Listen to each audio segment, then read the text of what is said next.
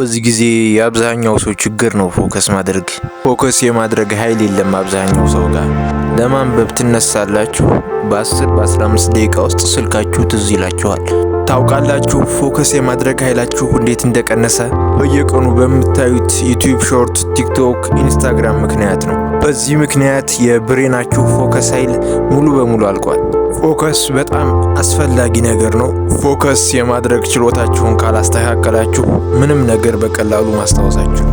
አንድን ስራ ፐርፌክት አድርጎ ለመስራት፣ ሪሌሽንሺፕ ቢውልድ ለማድረግ፣ ኮሚኒኬሽን ስኪላችሁን ለማዳበር፣ ለሁሉም ነገር ፎከስ ያስፈልጋል እና ፎከሳችሁን የሚያስተካክል ቀላል ኤክሰርሳይዝ ግን ትልቅ ኢምፓክት ያለውን ኤክሰርሳይዝ ሰጣችኋለሁ። ይህን ኤክሰርሳይዝ ለ21 ቀን የምትሰሩ ከሆነ የፎከስ ችግራችሁን ትቀርፋላችሁ።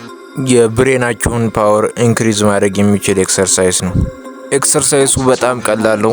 በቀን ከ30 እስከ 60 ሰከንድ ልትሰሩት ትችላላችሁ። ይህን ኤክሰርሳይዝ የምትሰሩት ከሆነ የብሬናችሁ ፓወር፣ አቴንሽን ስፓናችሁ፣ የፎከስ ኃይላችሁ ይጨምራል በ21 ቀን ውስጥ። እናንተ የሚጠበቀው ለ21 ቀን ብቻ መተግበር ነው። ኤክሰርሳይዙ ምንድነው? ባላችሁበት ቁማችሁ ሊሆን ይችላል፣ ቁጭ ብላችሁ ሊሆን ይችላል። እናንተ አካባቢ ብዙ ነገሮች ይኖራሉ፣ ብዙ ቁሶች። ለምሳሌ እኛ አጠገብ አሁን ማይክ አለ፣ ኮምፒውተር አለ፣ ስዕል አለ፣ ኩርሲ አለ፣ ብዙ ነገር አለ። እናንተ አጠገብም ብዙ ነገር ይኖራል። እናንተ ምንድነው የምታደርጉት?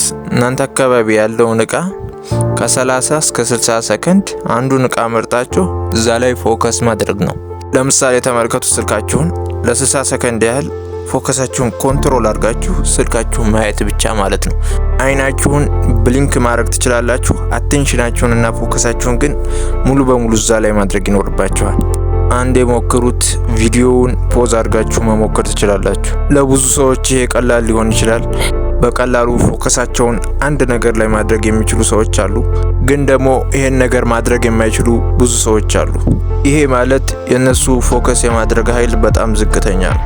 ሞክሩት። ፎከስ ማድረግ ስትጀምሩ ከ15 ሰከንድ በኋላ አይምሯችሁ ወደዛ ወደዚህ ማለት ይጀምራል።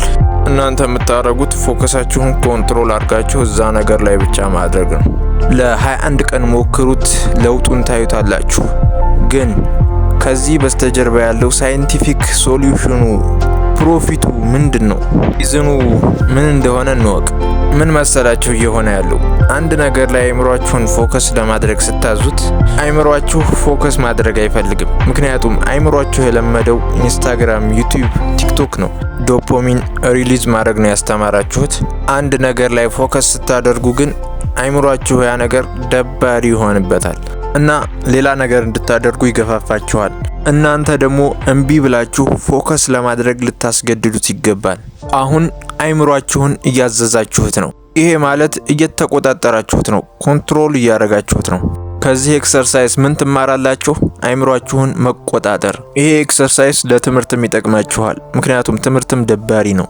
ስትማሩ ይደብራችኋል። አይምሯችሁ ስልክ እንድታነሱ ይገፋፋችኋል። ግን ይሄ ኤክሰርሳይዝ በእንደዚህ አይነት ሁኔታ አይምሯችሁን ኮንትሮል እንድታደርጉ ይጠቅማችኋል።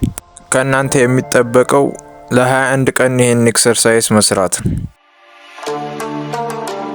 ከትንሽ ጊዜ በፊት አንድ ሪሰርች ተሰርቶ ነበር። በዛ ሪሰርች የታወቀው ነገር ምንድነው? ተማሪዎች ፎከስ ማድረግ የማይችሉት ፎከሳቸውን ምን እንደሚሰርቀው ስለማያውቁ ነው። ብዙ ጊዜ ያጋጥማችኋል። እያነበባችሁ በድንገት እጃችሁ ወደ ስልካችሁ ያመራል። የዚህ ምክንያት ምንድነው? ምክንያቱ የእናንተ ዲስትራክሽኖች ናቸው።